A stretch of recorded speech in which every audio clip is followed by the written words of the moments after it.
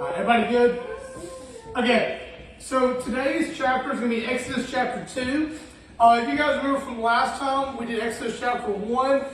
Moses' mother, the Israelites' women, which will include Moses' mother here in a second, they were instructed to, if they had a male child, to kill that child. Yeah. The ruler back then, the Pharaoh, he was not for the Israelites, didn't believe in the God that they worship and praised. And so he said, hey, do you have any male children? The law is that you kill them immediately. And so in the story here, Moses is going to be born into this society. And the way his mother reacts, the way his mother responds is very fascinating to this. And God blesses her through it. So I want you guys to listen to how Moses' mother responds to the law in the land. And it starts in Exodus chapter 2, verse 1. It says, and a man of the house of Levi went and took as wife a daughter of Levi. So the woman conceived and bore a son. And when she saw that he was a beautiful child, she hid him for 3 months. But when she could no longer hide him, she took an ark of bulrushes for him, dabbed it with asphalt and pitch, put the child in it, and laid it in the reeds by the riverbank. And his sister stood afar off to know what would be done to him. Then the daughter of Pharaoh came down to bathe at the river. And her maidens walked along the riverside. And when she saw the ark among the reeds, she sent her maid to get it. And when she opened it, she saw the child, and behold, the baby wept. So she had compassion on him and said, this is the one of the Hebrews' children. So what do you guys think about the irony of this story here? So Moses' mother, she sees that he's a beautiful child, and she's like, hey, something special about this kid. You know, the law is wrong. I'm going to follow God and preserve this child's life. So she hides him for 3 months. And you can only imagine probably the nervousness that she's feeling in this 3 months. Like, oh, if they happen to find out I hid this child, I'm probably going to be killed too. They're going to take my child. And she's probably, pretty nervous and anxious during this time. But she goes through this. Everything goes successfully. But after 3 months, the child is grown. It's getting to a point where she's like, okay, I can't hide this child anymore. Somebody's eventually going to figure it out. So she takes drastic measures and builds basically this basket, this really, really sturdy, strong basket that would float on water. And you can see here she used asphalt and things like that, so it was a pretty strong basket. And she puts the child in it and then puts it by the riverbank. Puts the basket in the child by the riverbank.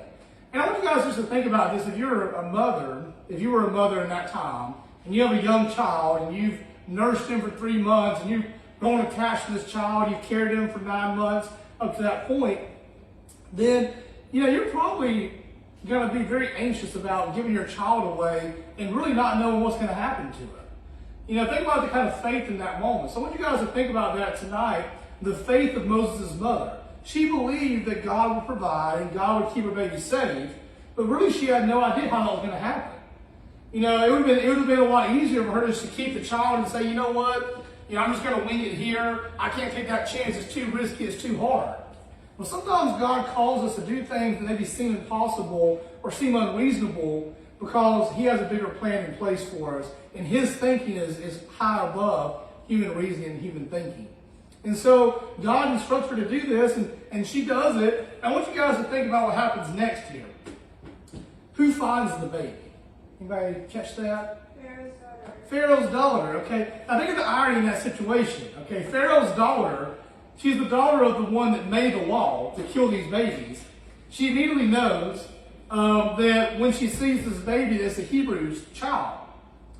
And she's really instructed to kill the child or to do away with the child or send him off or something because he's older now.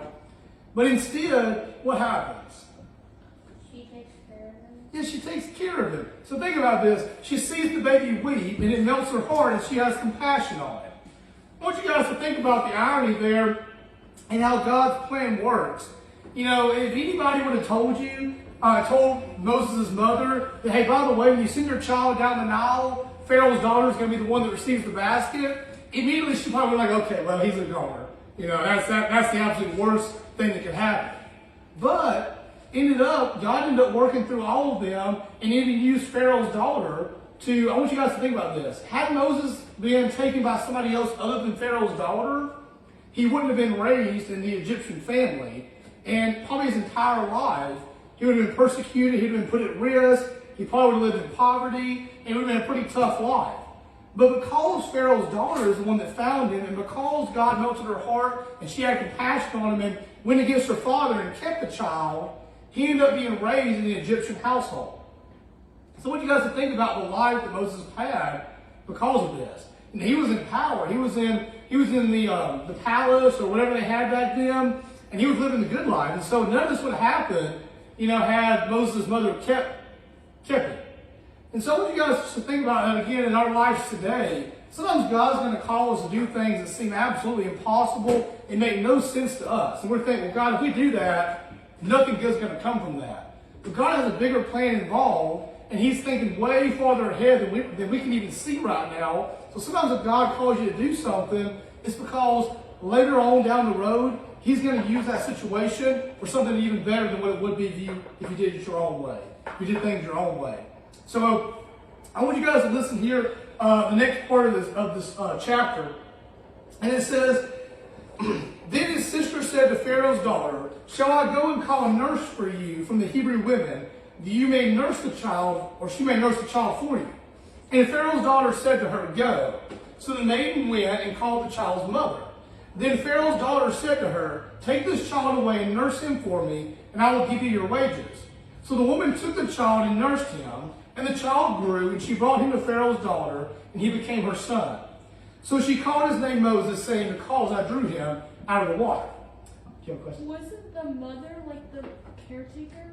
Yeah, so that's what we're going to get to. So I want you guys to think about, there's two things here. One, because the mother gave Moses, followed God's, plan here, and gave Moses to the Nile, and then, Pharaoh's daughter ended up receiving Moses. He ends up getting raised in this really nice lifestyle. He's protected. He has everything he could basically ever want. But also in addition to this, Pharaoh's daughter calls Moses' mother. She finds out who actually Moses' mother is, calls her in, and says, Hey, why don't you take care of him? You help raise him. And once he gets old enough, then he'll come and live back in the palace with us. Or he'll come and live in the palace with us and continue his life. And so she actually still continues to raise Moses with Pharaoh's blessing because his daughter said it was okay, and she gets paid for doing it. It says there she gives her wages.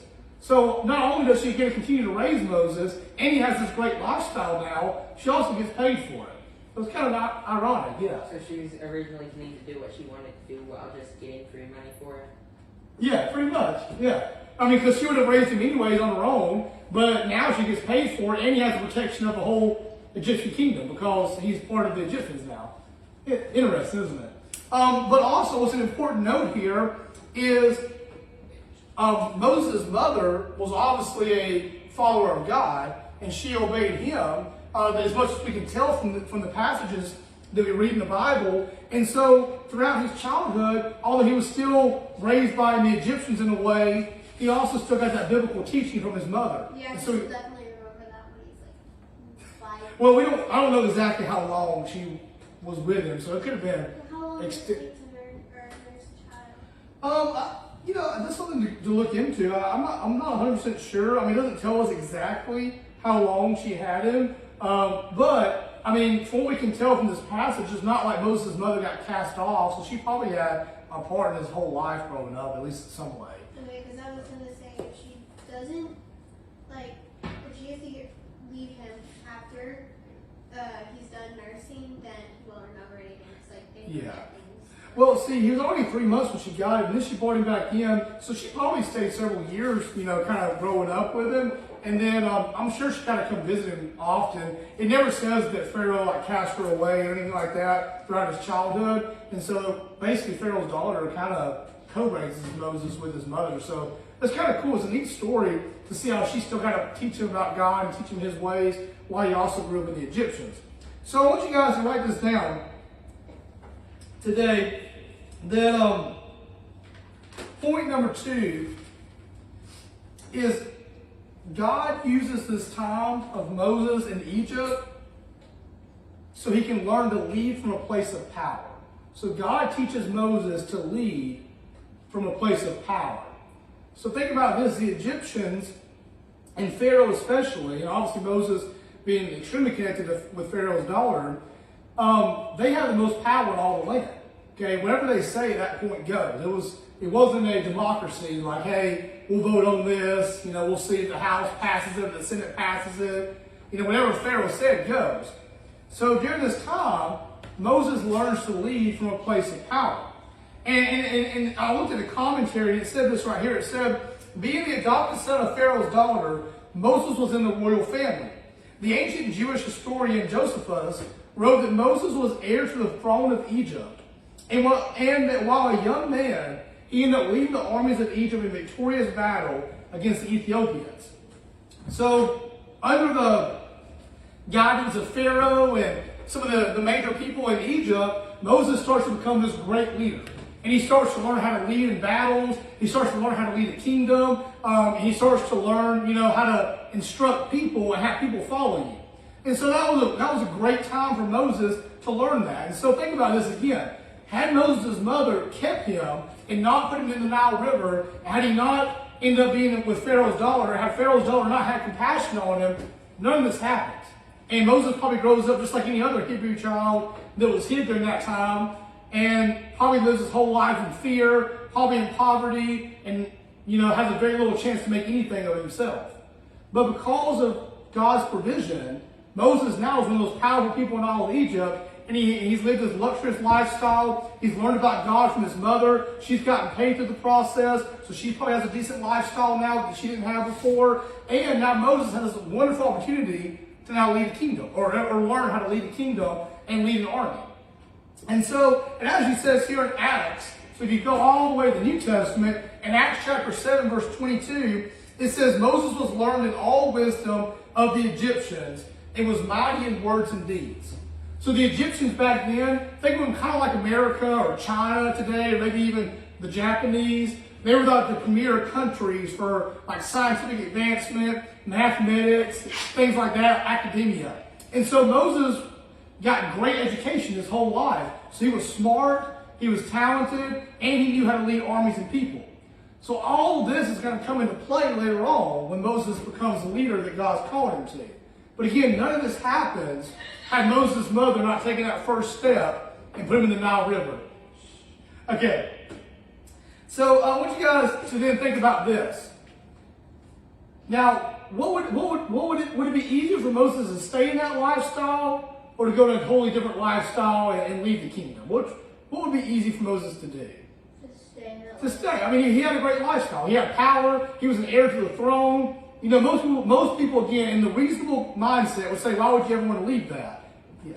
So if he was an heir to the throne, did Pharaoh know he was adopted? Yeah, I mean, he did. You got to think about it like Pharaoh, because it was his daughter and she adopted him. Although Pharaoh disagreed with this, he loved his daughter, so he probably let this one slide. But because she adopted him as her son, he became like a legal heir to the throne. Did they never have female pharaohs? Because I know occasionally they would have queens. Yeah, back then it was more of like a patriarchal society, which was like male-led society. So I don't think they did back then. But then later on, as history advanced, they would. Yeah. So she probably wouldn't have ever got to the throne, so it passed over her and went to her son, kind of thing. Mm-hmm. But yeah, so Moses though, I want you guys to think about this. Although he's lived this lifestyle, he's grown up in the Egyptian kingdom. He knows that what the Egyptians are doing is not right. During this time, they're still persecuting the Israelites or the Hebrew people. And they don't believe in God. They don't support praying to God and worshiping Him and things like that. And so he knows ultimately this is not right. And if he wants to change something, he's going to have to go against the kingdom.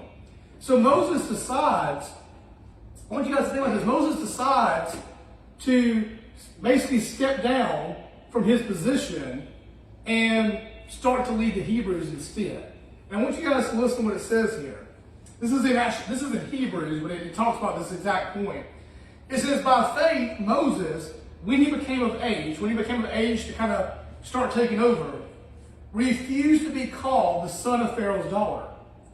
And instead, he chose to suffer affliction with the people of God than to enjoy the passing pleasures of sin, esteeming the reproach of Christ greater riches than the treasures in Egypt, for he looked to the reward.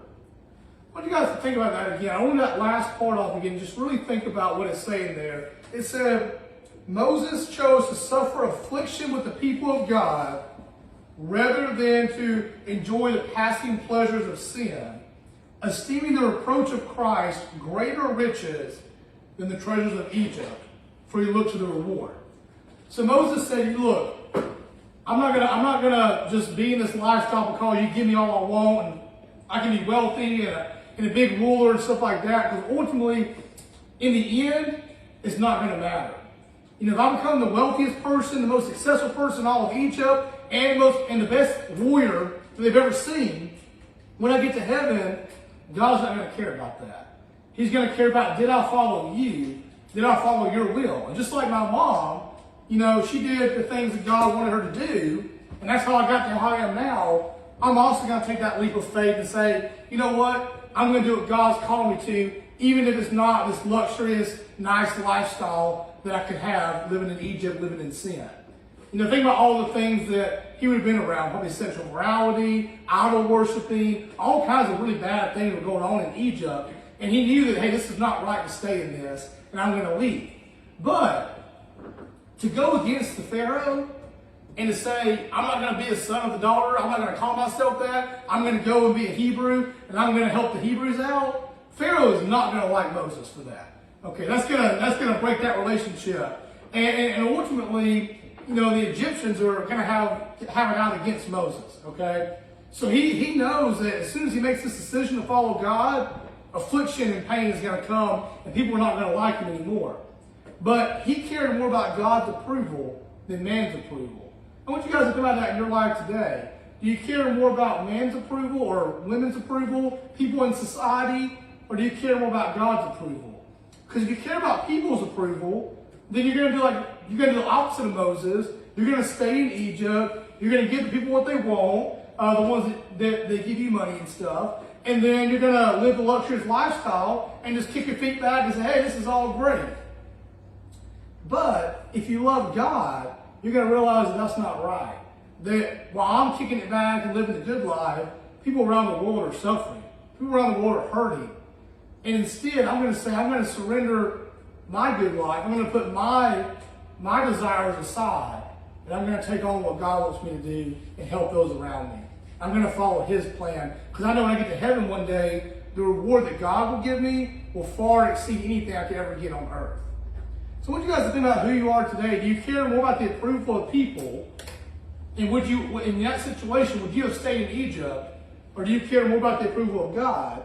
And would you be like Moses and say, hey, no matter what happens to me, I'm going to do the right thing here?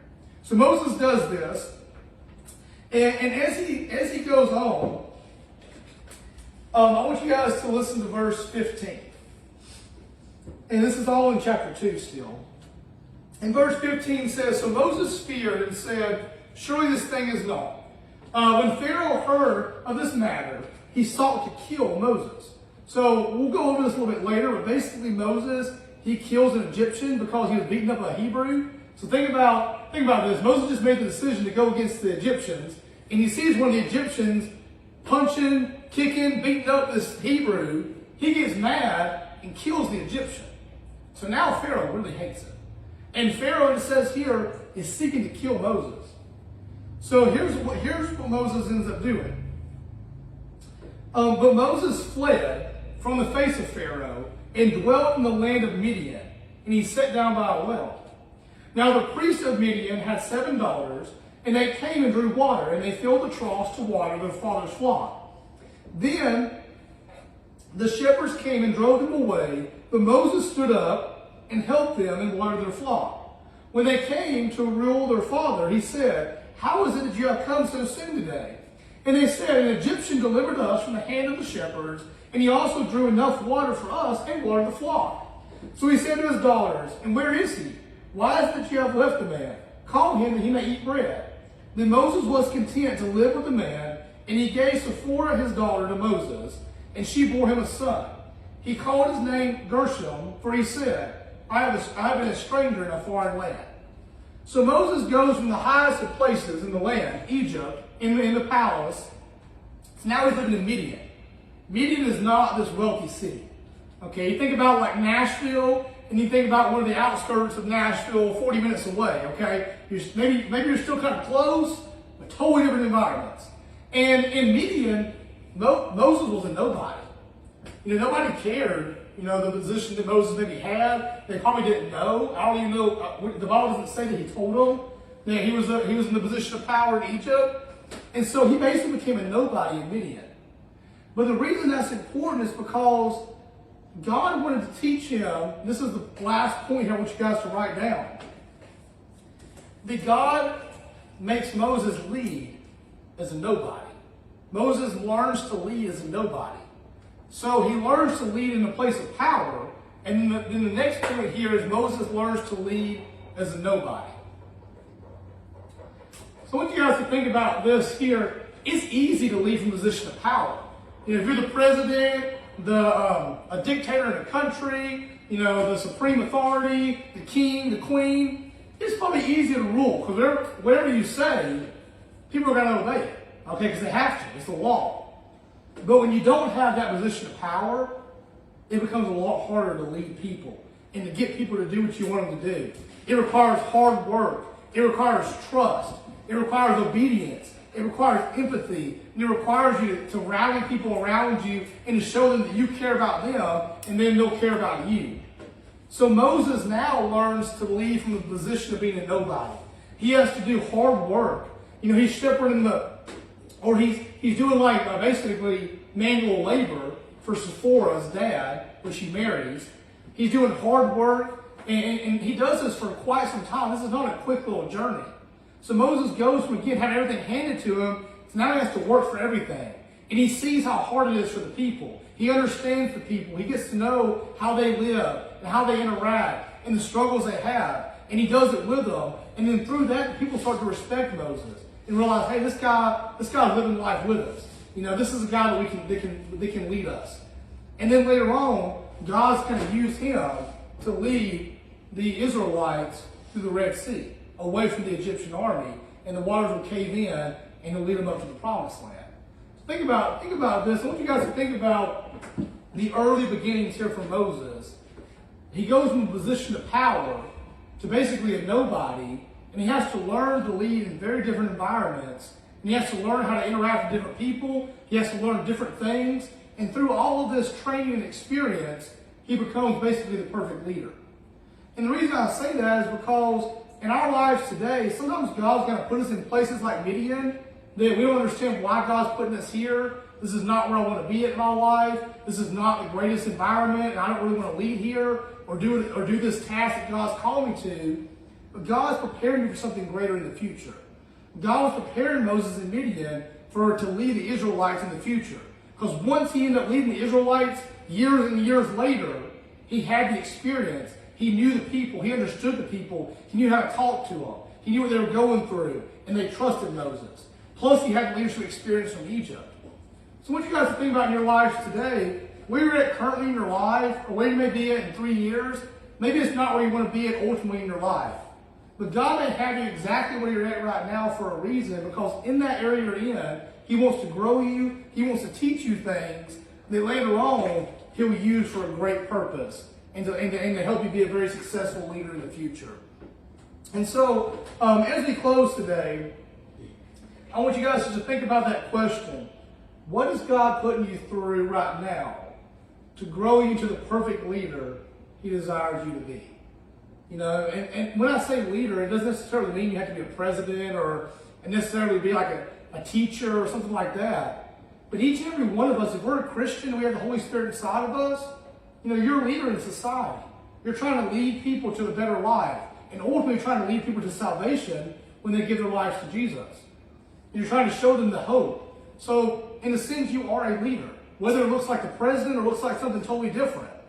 So whatever that person is that God wants you to be, desires for you to be, God may be putting you through something right now, challenging, hard, doesn't seem like it's the place you really want to be in, so he can grow you into that exact person in the future. And when you look back, you'll be thankful that you went through it. So let me pray for us and then we'll share. Lord, thank you so much just for showing us what it means that sometimes you're going to put us through hard things we don't like, things that are challenging, places that we don't desire to be in. But it's all for a reason and for a purpose. And if we look to you, if we keep our faith in you, you're going to use every single situation for your glory and grow us into the exact person you want us to be. Help us to honor and glorify you in all we say and do. In your holy and precious name, God. Amen.